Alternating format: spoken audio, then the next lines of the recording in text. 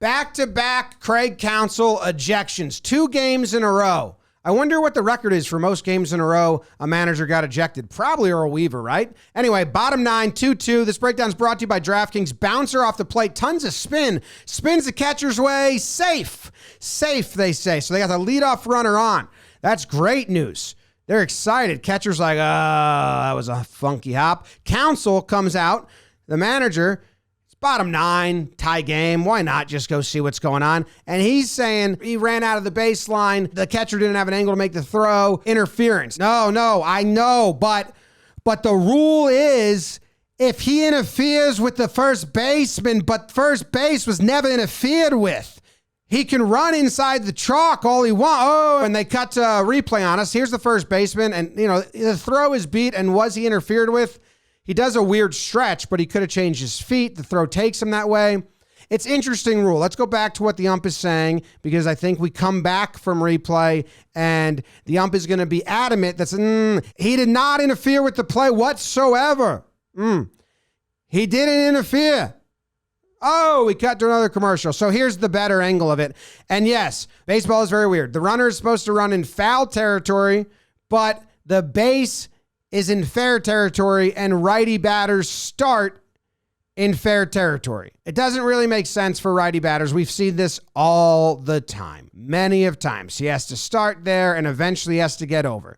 Now, had this catcher grabbed this ball and fired it and hit the runner's back. I'm no expert in this. I've done a lot of videos, but it's always is tricky. I believe it would be interference, which is kind of a cheap part of the rule that the throw has to be interfered with for interference, or if they deem he got in the first baseman's way of making this play.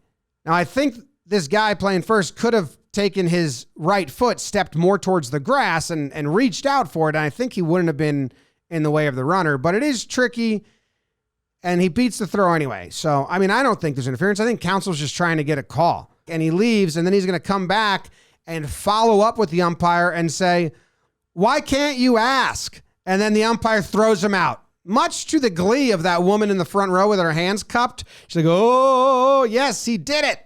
Ejection. We saw one. Umpire says, we were done. You came back. We were done. I'm just asking you. I'm just asking you to ask, man. There's nothing to be asked about. That's my call. He's looking at the catch. That's my call right there. He didn't have a good view of it. He got the ball clean.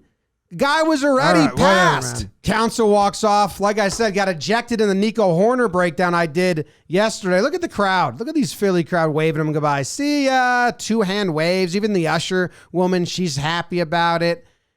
That guy in blue, not happy. Oh, my God. Why is that guy so not happy? Mean mugging him. Mean mugging. Came to see Counsell. They said he could take mine and win more games. Umpire puts his mask on. Feels good about himself. He got the call right, I think. I think he got the call right. It's a very weird call.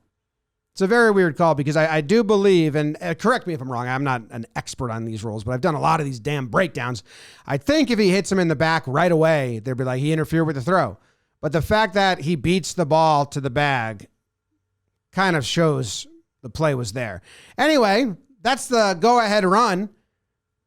Surely it's going to help. Nope. Cubs turn 2. Nope. They say safe at first base, and the Cubs dugout says, no. Hold on. We're going to challenge that. Yeah, we're going to challenge that. Let's go to review. And it's very close. Look how close this is.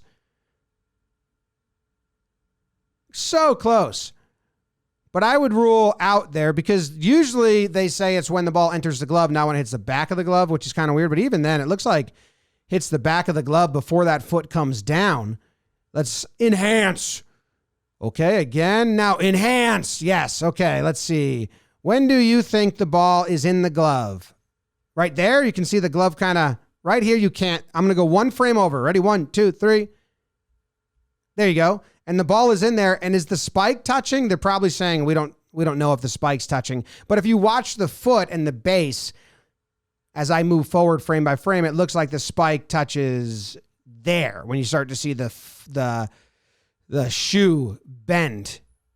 And by that point, we had already all agreed unanimously that the ball was in the glove. So obviously they come back from this and they say, he's out. Our bad. We got the call wrong. But no, he says, after review, the call on the field stands. Runner is safe. Oh, boy. Counsell would have got ejected again. Instead, it's Turner on the bench just shaking his head, being like, what's going on here? This stinks. I'm too old for this. Get the calls right, you know? And then, don't worry, pop up, second out, and then I believe they get the next out, and then the next out, and then I actually don't know what happens at the end of this game. You guys tell me. Thank you for DraftKings for sponsoring this breakdown, keeping the series alive and going. Appreciate them. Appreciate you. Appreciate baseball. Did this whole show with a fly in the room.